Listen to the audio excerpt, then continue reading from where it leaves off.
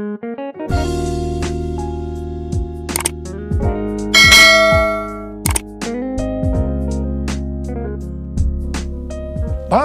orang yang khawatir, ketakutan, bosan, jenuh, depresi. Ada juga yang sakit dan tidak sedikit yang meninggal. Pandemi ini juga mengakibatkan terjadinya krisis ekonomi. Ditambah lagi hari-hari ini, pandemi semakin ganas dengan adanya varian Delta yang membuat penularannya jauh lebih cepat. Yang paling penting yang harus kita lakukan dalam menghadapi pandemi ini adalah kita harus makin sungguh-sungguh untuk mempersiapkan diri kita dalam menyambut kedatangannya yang kedua kali. Sebab Tuhan Yesus sendiri berkata bahwa sampar dalam hal ini COVID-19 adalah salah satu tanda akan kedatangannya yang kedua kali. Karena itu, seperti pesan Tuhan Yesus kepada jemaat di Efesus, yang berarti ini juga pesan buat kita semua pada zaman ini, bahwa kita harus kembali kepada kasih yang semula. Sebab hanya orang yang memiliki kasih yang semula yang akan ikut dalam pengangkatan. Yang percaya katakan amin.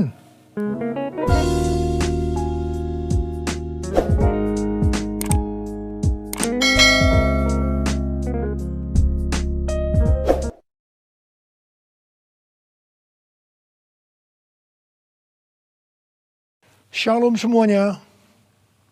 Kalau kita melihat Wahyu 2 ayat 1 sampai dengan 7. Ini adalah pesan Tuhan Yesus kepada jemaat di Efesus. Tuhan Yesus berkata, "Aku tahu segala pekerjaanmu, baik jerih payahmu maupun ketekunanmu.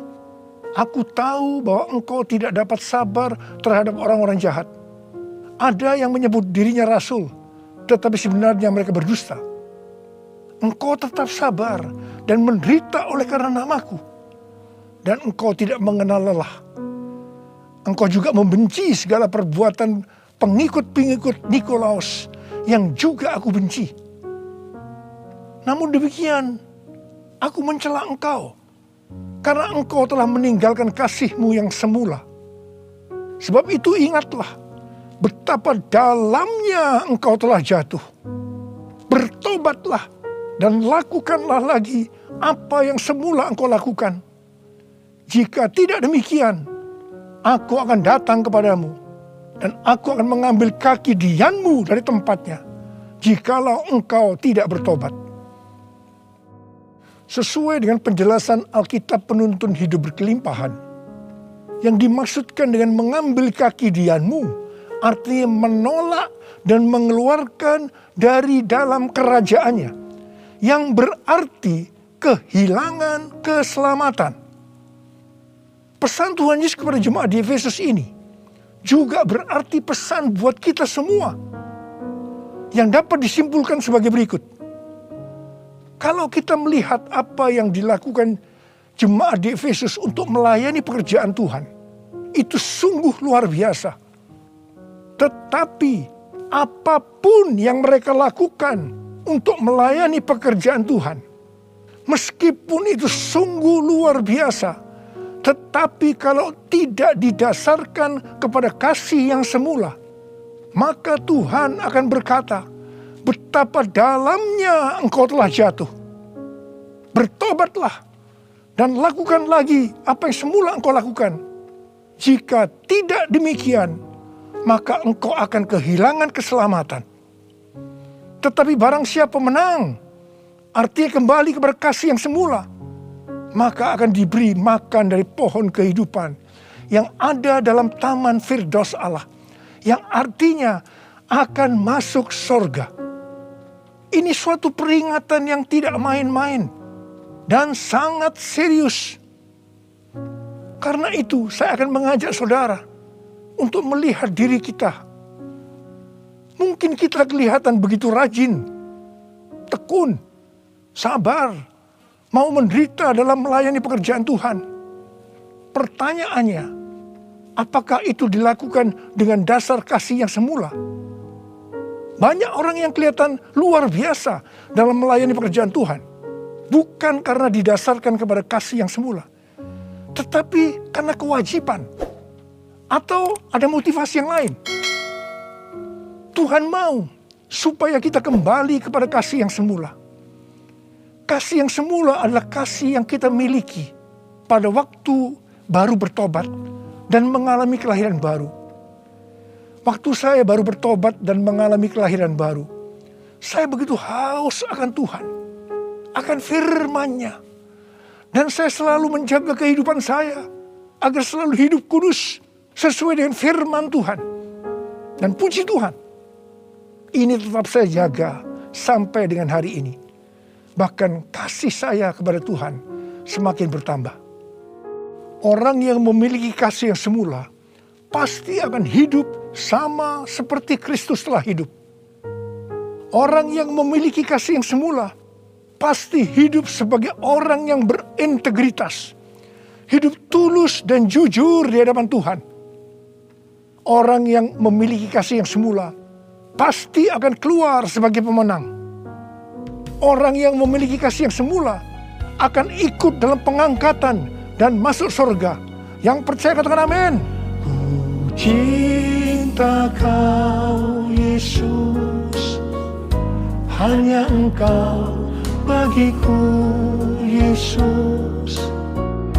Sungguh ku rindu mengatakannya, betapa aku mengasihimu. Engkau Allah dan Rajaku, kekasih dan hidupku. Engkau segalanya bagiku. Ku bersyukur kepadamu. Ku bersyukur kepadamu. Ku bersyukur kepadamu.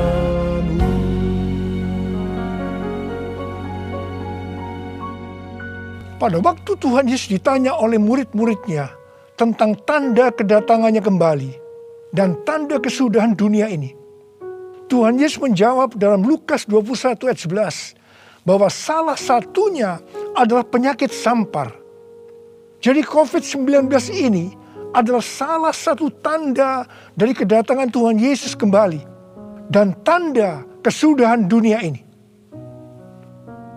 Awal tahun 2009, Tuhan berbicara kepada saya dengan sangat serius dari Wahyu 3 ayat 11 bagian A. Aku datang segera. Aku datang segera. Saya gemetar dan bertanya, Tuhan, apa yang akan Tuhan lakukan? Dan apa yang harus saya kerjakan? Lebih kurang 6 bulan kemudian, Tuhan baru menjawab pertanyaan saya dengan berkata, Aku akan mencurahkan rohku. Aku akan mencurahkan rohku. Pada saat aku mencurahkan rohku, akan terjadi seperti Yoel 2 ayat 28 sampai dengan 32. Akan ada 3 tanda yang terjadi. Tanda yang pertama, anak-anak, pemuda, orang tua akan dipakai Tuhan secara luar biasa. Tanda yang kedua, mujizat-mujizat akan terjadi secara luar biasa. Tanda yang ketiga, goncangan-goncangan juga terjadi secara luar biasa. Melalui 3 tanda ini, maka Yoel 2 ayat 32 akan terjadi. Yaitu akan banyak orang yang berseru kepada nama Tuhan. Dan mereka yang berseru kepada nama Tuhan akan diselamatkan. Jadi akan terjadi penuaian jiwa besar-besaran. Tahun 2013, Tuhan memberikan nama untuk pencurahan Roh Kudus ini adalah Pentakosta yang ketiga. Jadi salah satu tanda terjadinya Pentakosta yang ketiga adalah goncangan-goncangan. Sejak tahun 2009, hampir di setiap khotbah saya selalu mengingatkan tentang goncangan ini. Saya sering berkata, kalau saudara percaya akan terjadi goncangan-goncangan, katakan amin. Tetapi sering aminnya hanya sekedar berkata amin saja. Saya selanjutnya akan berkata, saudara tidak berkata amin pun, goncangan pasti terjadi. Biasanya kita akan tertawa setelah saya berkata seperti itu. Tetapi siapa mengira tanggal 2 Maret tahun 2020, Presiden Jokowi mengumumkan bahwa COVID-19 masuk ke Indonesia. Mulai saat itu goncangan karena pandemi COVID-19 mulai terjadi dan sampai dengan hari ini belum selesai. Banyak orang yang khawatir, ketakutan, bosan, jenuh, depresi.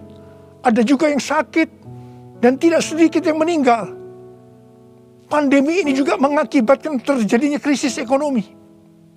Ditambah lagi hari-hari ini pandemi semakin ganas dengan adanya varian Delta yang membuat penularannya jauh lebih cepat. Yang paling penting yang harus kita lakukan dalam menghadapi pandemi ini adalah kita harus makin sungguh-sungguh untuk mempersiapkan diri kita dalam menyambut kedatangannya yang kedua kali. Sebab Tuhan Yesus sendiri berkata bahwa sampar dalam hal ini COVID-19 adalah salah satu tanda akan kedatangannya yang kedua kali. Karena itu, seperti pesan Tuhan Yesus kepada jemaat di Efesus, yang berarti ini juga pesan buat kita semua pada zaman ini, bahwa kita harus kembali kepada kasih yang semula. Sebab hanya orang yang memiliki kasih yang semula yang akan ikut dalam pengangkatan. Yang percaya katakan amin. Dalam masa pandemi ini, kita harus mengerti bahwa pencurahan Roh Kudus yang disebut dengan Pentakosta yang ketiga sedang terjadi. Dalam pandemi ini kita harus mengerti bahwa ini adalah masa penuaian jiwa yang terbesar dan yang terakhir dalam menyelesaikan amanat agung untuk menjadikan semua bangsa murid Tuhan Yesus. Dalam masa pandemi ini kita harus mengerti bahwa akan terjadi kebangkitan generasi Yeremia, yaitu anak-anak muda yang dipenuhi Roh Kudus, cinta mati-matian kepada Tuhan Yesus, tidak kompromi terhadap dosa, dan akan bergerak untuk memenangkan jiwa. Sucikan dan kuduskan hati ini untuk layak menghadap hadirat-Mu. Tubuh jiwa rohku kuserahkan padamu, ku menyembah-Mu.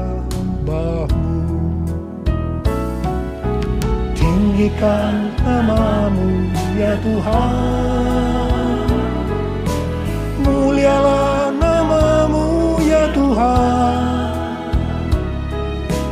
Tiada lain seperti Engkau ya Allahku, besar kuasa-Mu.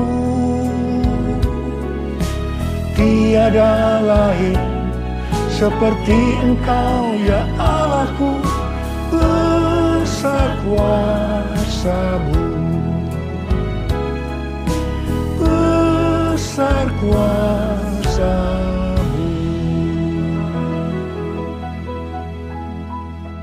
Mazmur 127 ayat 1 dan 2 berkata, jikalau bukan Tuhan yang membangun rumah, sia-sialah usaha orang yang membangunnya. Jikalau bukan Tuhan yang mengawal kota, sia-sialah pengawal berjaga-jaga. Sia-sialah kamu bangun pagi-pagi dan duduk-duduk sampai jauh malam, dan makan roti yang diperoleh dengan susah payah. Sebab Ia memberikannya kepada yang dicintainya pada waktu tidur. Ayat ini mengingatkan kita bahwa dalam segala hal, termasuk dalam masa pandemi ini, kita harus mengandalkan Tuhan. Termasuk dalam hal membangun rumah, termasuk dalam hal perlindungan. Sesuai dengan Mazmur 91 dikatakan, kalau kita menjadikan Tuhan sebagai tempat perlindungan dan kubu pertahanan kita, maka kita tidak usah takut terhadap kedahsyatan malam, terhadap panah yang terbang di waktu siang, terhadap penyakit sampar yang berjalan di dalam gelap, terhadap penyakit menular yang mengamuk di waktu petang, termasuk dalam hal mencari nafkah di tengah-tengah krisis ekonomi yang terjadi hari-hari ini. Kita harus tetap mengandalkan Tuhan. Mungkin ada di antara saudara yang kena PHK, atau mungkin mengalami kesulitan karena banyak faktor sehingga mengalami kerugian, kesulitan untuk mencari keuntungan. Tetapi sesuai dengan ayat firman Tuhan tadi, kita diingatkan bahwa Tuhan justru akan memberikan berkat-Nya kepada yang dicintainya pada waktu tidur. Berkat yang diberikan pada waktu tidur di sini bisa diartikan berkat yang diberikan bukan karena kehebatan kita, bukan karena prestasi kita, bukan karena kekuatan kita, bukan karena kepandaian kita, juga bukan karena usaha kita yang mati-matian. Dan berkat yang seperti itu hanya diberikan kepada orang yang dicintainya. Haleluya! Kalau kita mengandalkan Tuhan, kita pasti menjadi orang yang dicintai Tuhan. Orang yang mengandalkan Tuhan adalah orang yang mengikuti segala perintah yang diberikan tanpa ragu-ragu, tanpa banyak pertanyaan, tanpa bersungut-sungut, tetapi dengan hati yang percaya disertai ucapan syukur. Demikian juga dalam menghadapi pandemi ini. Kalau kita mengandalkan Tuhan, itu berarti kita akan mengikuti perintah-perintahnya. Saya akan mengingatkan kembali tuntunan Tuhan sejak awal dari pandemi ini. Apakah saudara ingat? Dan apakah saudara tetap melakukannya? Mungkin ada yang berpikir bahwa pandemi ini sesuatu yang biasa. Mungkin karena sudah bosan, karena jenuh. Tetapi ingat, kita boleh bosan dan jenuh, tetapi COVID-nya belum bosan. Karena itu kita harus dengan serius menghadapi pandemi ini. Mari, saya akan ajak saudara untuk mengingat kembali tuntunan Tuhan. Yang pertama, sesuai dengan 2 Tawarikh 7 ayat 13 dan 14 yang mengatakan bahwa kalau kita mengalami pandemi dan krisis ekonomi, maka kita harus merendahkan diri, berdoa, mencari wajah Tuhan, serta berbalik dari jalan-jalan yang jahat. Kalau kita melakukan itu, maka Tuhan akan mendengar dari sorga dan akan mengampuni dosa kita, serta memulihkan negeri kita, Indonesia yang tercinta. Katakan amin. Yang kedua, kita diminta untuk menghardik COVID-19 dan krisis ekonomi dengan berkata, dalam nama Yesus, diam, tenanglah. Apakah saudara sudah melakukan ini? Yang ketiga, kita diminta memperkatakan Mazmur 91 karena kita percaya akan janji Tuhan. Yang keempat, kita diminta melakukan seperti yang dilakukan oleh Daud ketika Tuhan menghukum orang Israel, di mana ada 70.000 orang yang mati karena penyakit sampar. Daud waktu itu membuat mezbah di pengirikan milik Arauna dengan membayar harganya. Waktu itu Arauna akan memberikan secara gratis kepada Daud, tetapi Daud tidak mau. Dia tetap mau membayar harga. Setelah Daud membuat mezbah, maka tulah sampar itu berhenti. Kalau kita mengharapkan pandemi akan berhenti, maka kita sebagai gereja-gereja Tuhan harus membuat mezbah, doa, pujian, dan penyembahan bersama-sama dalam unity. Minta belas kasihan turun. Minta belas kasihan turun ke atas Indonesia. Gereja jangan saling menyalahkan satu sama lain. Gereja jangan saling menjelekkan. Gereja harus membayar harganya dengan unity. Yang kelima, sesuai dengan Yesaya 26 ayat 20 dan 21. Maka kita diminta oleh Tuhan untuk bersembunyi barang sesaat lamanya, sampai amarah itu berlalu. Karena Tuhan akan menghukum penduduk bumi karena kesalahannya. Amsal 27 ayat 12 berkata, kalau orang bijak melihat malapetaka, bersembunyilah ia. Tetapi yang tidak berpengalaman berjalan terus, lalu kena celaka. Karena itu, mari, biarlah kita menjadi orang yang bijak. Bersembunyi di sini bisa diartikan, kalau tidak ada keperluan mendesak, kita diam di rumah. Dan juga kita harus melakukan 6M. Yang pertama, memakai masker. Yang kedua, mencuci tangan dengan sabun. Yang ketiga, menjaga jarak. Yang keempat, mengurangi mobilitas. Yang kelima, menjauhi kerumunan. Dan yang keenam, melakukan vaksinasi. Yesus, Kaulah pembelaku. Pada siapa aku harus takut? Yesus, Kau perlindunganku. Ku tak gentar menghadapi musuh. Sekarang tegaklah kepalaku, hadapi lawanku yang berada di sekelilingku. Dan mulutku memuji, bermazmur bagimu, bersorak bagi kebesaran-Mu. Sekarang tegaklah kepalaku, hadapi lawanku yang berada di sekelilingku.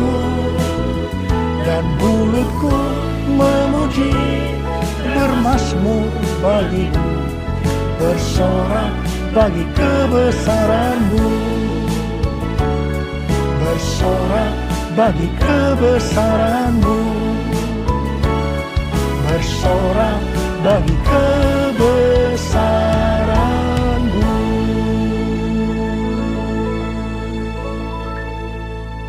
Pada tahun 1918 sampai 1920 pernah terjadi pandemi yang disebutkan dengan flu Spanyol. Kalau dibandingkan dengan COVID-19 dengan memakai data tanggal 29 Mei 2021, maka didapatkan hal-hal sebagai berikut. Yang pertama, jumlah infeksi. Flu Spanyol 2 tahun, 500 juta orang. COVID-19 1 tahun 3 bulan, 162 juta. Jadi berarti ini relatif kecil. Yang kedua, jumlah kematian. Flu Spanyol diperkirakan risknya memang agak besar, 20 sampai 100 juta dalam waktu 2 tahun itu. Tapi COVID-19 1 tahun 3 bulan 3,52 juta. Berarti jauh lebih sedikit. Kemudian jumlah negara yang terpapar. Flu Spanyol kurang dari 50%. Tetapi COVID-19 hampir atau kalau bisa dikatakan 100%. Yang keempat, soal dampak ekonomi.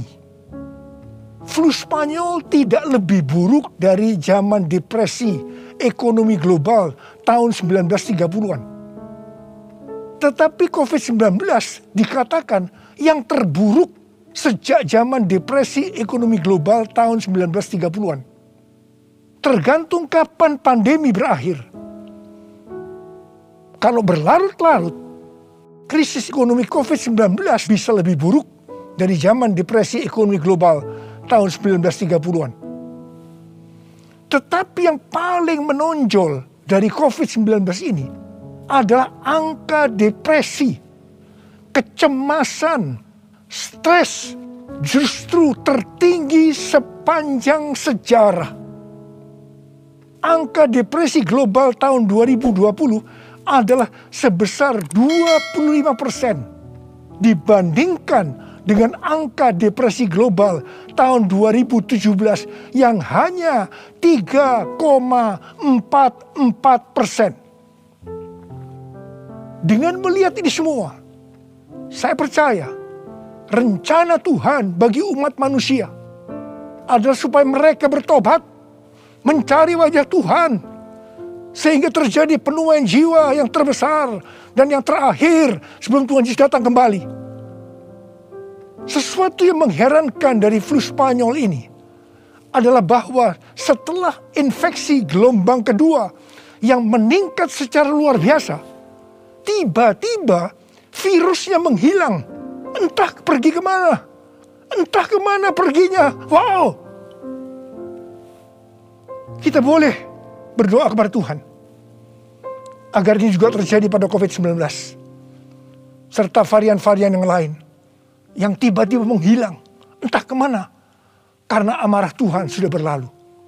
Karena itu, sekali lagi saya mengingatkan agar kita melakukan tuntunan Tuhan untuk menghadapi pandemi COVID-19 ini dengan lebih serius dan sungguh-sungguh. Supaya Tuhan juga menuntun kita di tengah pandemi yang sedang bergejolak ini.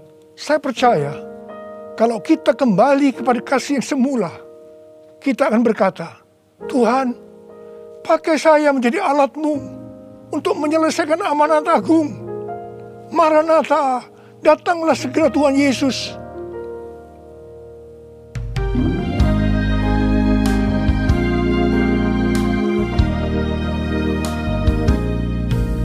Tuhan, ini aku, jadikanlah ku alat-Mu untuk memberitakan Injil-Mu. Tuhan, ini aku, jadikanlah ku hamba-Mu untuk melakukan firman-Mu.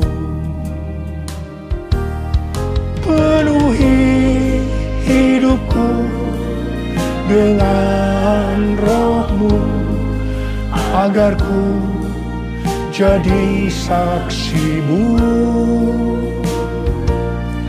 Pakailah hidupku dan urapilah untuk kemuliaan nama-Mu. Untuk kemuliaan nama-Mu. Untuk kemuliaan nama-Mu. Uriala basyara la bakana marabala bala bala bala bala. Oh ya la la bara bara bara bara bara bara bara bara. Oh ya la la bala bala bala bala bala bala. Ada berapa banyak di antara saudara yang berkata kepada Tuhan, Tuhan, ini saya Tuhan, ini saya Tuhan, pakailah saya menjadi alat-Mu untuk menyelesaikan amanat agung Tuhan Yesus. Saudara boleh angkat tangan saudara. Aku melihat anak-anak-Mu yang sedang mengangkat tangan Tuhan. Mereka siap Tuhan menjadi alat-Mu, pakai mereka untuk menyelesaikan amanat agung Tuhan Yesus. Uralah, terima pengurapan Tuhan, terima.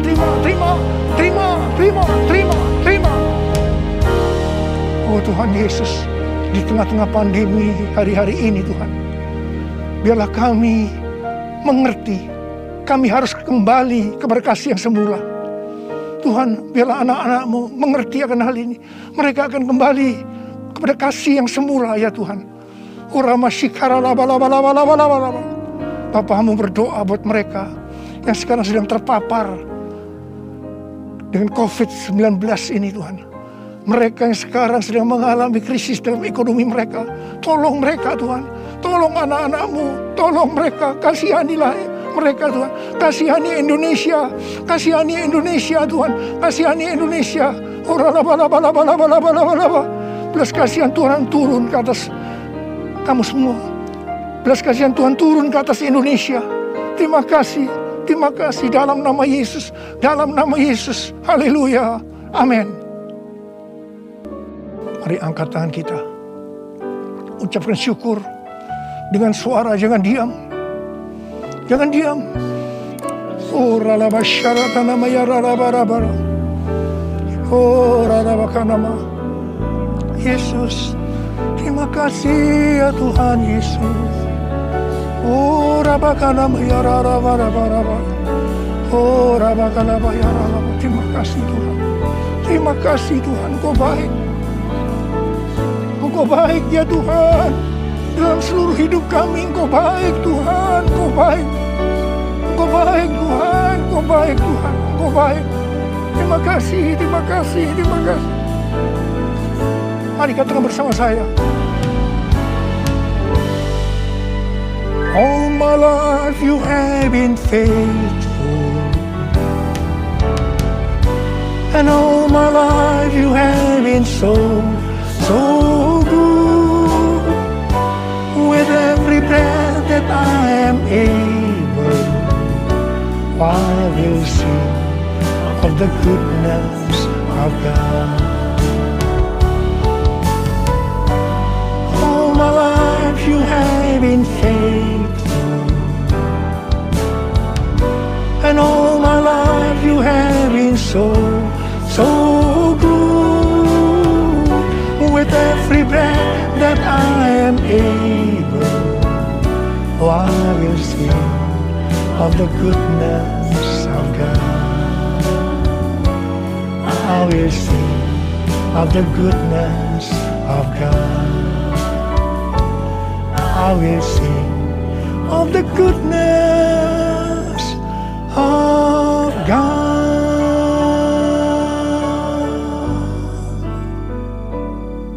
Terima kasih. Terima kasih Abah. Terima kasih. Terima kasih Abah. Terima kasih. Terima kasih. Engkau baik kepada kami semua. Terima kasih. Terima kasih. Dalam nama Yesus. Amin. Angkat tangan saudara.